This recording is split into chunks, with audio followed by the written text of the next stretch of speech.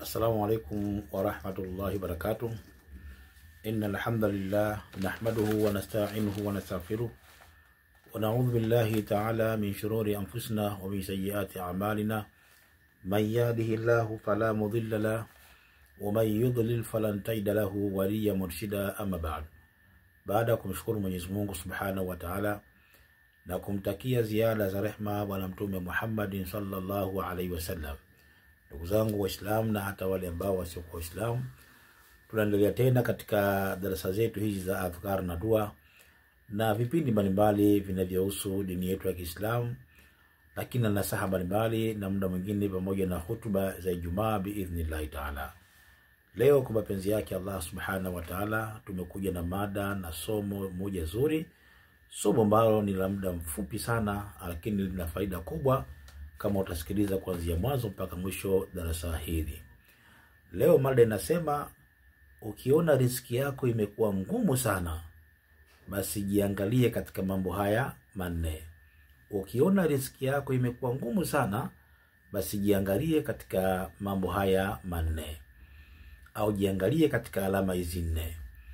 Ndugu yangu, leo tunakwenda kuangalia mambo manne ambayo haya kama mja uko nayo, basi ni sababu ya kupungukiwa kwa riziki, ni sababu ya kupungukiwa kwa baraka, ni sababu ya mtu kuishi maisha ya dhiki katika familia yake. Mwenyezi Mungu Subhanahu wa Ta'ala anasema ndani ya Qur'ani, walau anna ahla alqura amanu wattaqahu lafatahna alaihim barakati minas samai wal ardi. Mungu anasema kwamba lau watu wa miji kama wangemwamini Mungu na kumcha Mungu, basi Mungu angefungua baraka zake za mbinguni na baraka zake za ardhini. Leo tunakwenda kuangalia mambo manne ambayo haya mja kama uko nayo haya, basi maisha yako, riziki zako zitakuwa ngumu.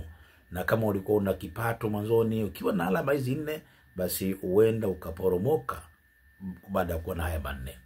Kwenda kuomba nisikilize kuanzia mwanzo mpaka mwisho, kwa sababu kuna faida kubwa utakwenda kuipata siku ya leo biidhnillah Ta'ala. Lakini cha msingi utapotazima masikio yako, basi utakwenda nukta mpaka nukta, kuna faida ambayo kwamba utakwenda kuipata biidhnillah Ta'ala. Na wale ambao wanakuwa na shida kuongea moja kwa moja kwenye simu, sasa hivi tumeweka namba rahisi ya mawasiliano ambayo muda wote tunakuwa nayo mkononi. Ni 0756811126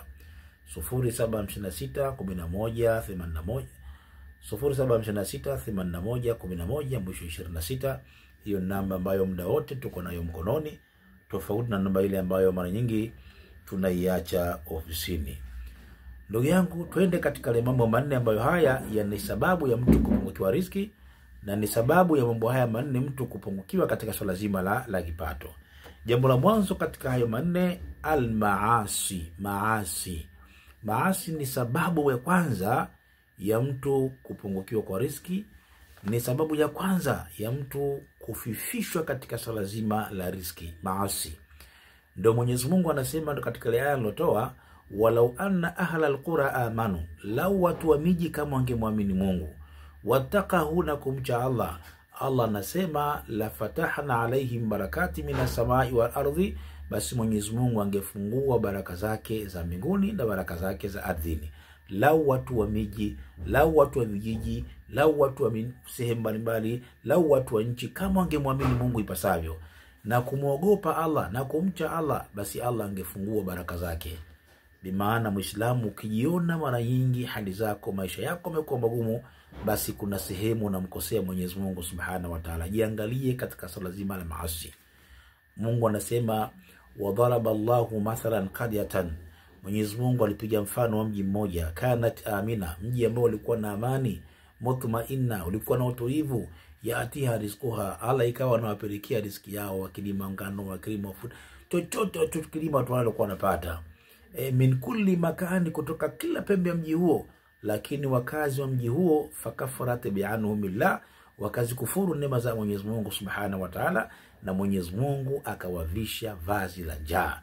Kuzikufuru neema Mwenyezi Mungu maana yake bil maasi, kwa maasi. Kwa jambo la mwanzo linalofanya mtu kufifishiwa riziki zake na kuwa ngumu ni swala zima la maasi. Jambo la pili, adamu shukrillah ala ni'ami. Adamu shukrillah ala ni'ami ni kuto kumshukuru Mwenyezi Mungu Subhanahu wa Ta'ala kwa neema aliyekupa. Shekhe, kuna mijitu haina shukurani hata kidogo. Mungu kila anavyompa hapana shekhe. Kumshukuru Mungu hapana. Na kumshukuru Mungu kuna mambo mengi sana. Inawezekana Mwenyezi Mungu amekujalia neema, basi kwa neema ile na wewe ukaona wasaidia wasiojiweza, ukaona kwenda katika nyumba za Mwenyezi Mungu kuziangalia nyumba ambazo katika hali mbaya ukajenga, ukaenda kufanya zile miongoni kwa kumshukuru Mwenyezi Mungu kwa vitendo. Kuna kumshukuru Mwenyezi Mungu kwa maneno na kuna kumshukuru Mwenyezi Mungu kwa vitendo. Kwa vitendo ndio hivyo, kusaidia wale ambao wasiojiweza, ukaona nyumba ya Mwenyezi Mungu, msikiti katika hali mbaya, ukaenda ukakarabati, ukaenda sehemu labda hakuna madrasa, ukaenda ukajenga. Huko ndio kumshukuru Mwenyezi Mungu Subhanahu wa Ta'ala kwa neema ambayo Allah amekupa. Lakini leo kuna mijitu shekhe, wallahi haina shukrani hata kidogo. Yani Mungu kadri anavyolipa neema jitu hilo, yeye ndio kwanza inazidisha maasi ya kumuasi Mwenyezi Mungu Subhanahu wa Ta'ala. Tazama ndugu yangu, kuna bakora Mwenyezi Mungu inakuja, inaweza akakutandika bakora hii ukaja ukamtafuta mchawi. Kwa jambo la pili linalopelekea riziki kuwa ngumu, neema za Allah kuondoka, baraka kuondoka, ni kutokuwa na shukrani na kumshukuru Mwenyezi Mungu Subhanahu wa Ta'ala. Hili ni jambo la pili au la pili katika yale manne ambayo leo tunakwenda kueleza biidhnillah Ta'ala. Jambo la tatu, almalul haram. Malul haram, kumiliki ama kula mali za haramu. Umekuwa mtu wa riba, shughuli zako, kazi zako unazofanya, yani zile kazi za tunasema mission town, kazi za udanganyifu, za ulaghai, za utapeli mpaka unapata riziki. Yani unakula kwa njia ambayo si halali. Sheikh, kula mali ya haramu kunapunguza baraka na kunapunguza riziki. Ukijiona wewe maisha yako yamekuwa magumu, hali zinazidi kuwa taiti, jichunguze katika haya mambo manne haya. Ukiwa na moja katika haya manne, basi ni sababu ya mtu kupungukiwa kwa riziki, ni sababu ya mtu kufanywa uzito katika swala zima la riziki. Kwa haya manne ni muhimu kuyafahamu, ni muhimu kuyajua, ili mradi uweze kuyaepuka na uende katika njia sahihi ambayo Allah Subhanahu wa Ta'ala anaipenda biidhnillah Ta'ala. Kwa jambo la tatu linalopelekea hali kuwa ngumu, maisha kuwa ngumu, ni swala zima la kula mali ya haramu. Kuna watu leo maskini Mungu maisha yote ni haramu. Yani hatuwezi kupata riziki, lazima tufanye mambo ya haramu, tule katika njia ambayo sio ya halali, ili mali tu mtu apate pesa kula. Basi ukidumu katika hali kama hiyo, kuna bakora ya Mwenyezi Mungu inakuja. Bakora hii kama ikikutandika hii shekhe, unaweza kutafuta waganga ukamaliza, kutafuta mashehe ukamaliza, na ambao ukasema na siku hizi hakuna mashehe wanakuna dua siku hizi, kumbe tayari kuna bakora ya Mungu umepigwa shekhe. Jiangalie katika haya mambo manne ambayo tumeeleza hapa. Jambo la mwisho la 4, al-israf, kufanya israf. Kufanya israf, nafikiri mnafahamu kufanya israf. Allah amekujalia uwezo na pesa una nini, ukawa matumizi yako ya anasa sana, ukawa unatumia pesa kiasi ambacho yani mpaka tena ukapitiliza. Islafu shekhe ni sababu ya Mwenyezi Mungu kuondoshea neema. Jitahidi sana pindi Allah anapokupa neema, basi uitumie katika mazingira yaliyokuwa mazuri, na uitumie katika hali ambayo hautaleta yani islafu kama hivi. Unajua mara nyingi ukiwa unaleta islafu, alafu kuna watu wamekaa wanyonge, kuna watu riziki zao za shida, pindi unapokuwa wewe unaleta vile unapofanya vile islafu, baadhi ya watu wanaumia sana shekhi. Baadhi ya watu mioyo yao inakuwa mzani sana kwa ajili yako wewe.